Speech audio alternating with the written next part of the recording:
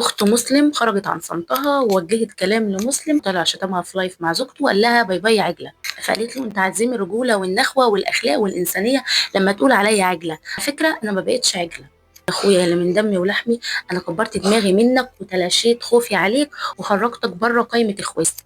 انا اعتبرتك ميت، بطل شغل الستات ده وما تغلطش فيا تاني. ردت يارا زوجة مسلم وقالت لها ايه القرف ده؟ انت مين انت يا نكرة عشان تقولي على جوزي اعتبرتك مت؟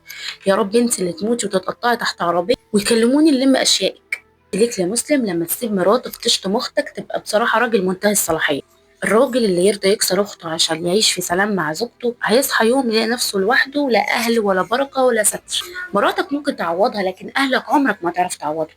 الرسول صلى الله عليه وسلم قال لا يدخل الجنه قاطع رحم. خلي بالك، اللي ما يدافعش عن اهله مش هيعرف يدافع عن بيته، واللي خان اهله مره هيخون كرامته الف مره. لو مراتك شتمت اهلك وانت سكت يبقى انت اللي شتمتهم بس بلسانها، والسكوت على الغلط بيجيب غلط. ده كان رايي، اكتبوا لي رايكم تحت في التعليقات.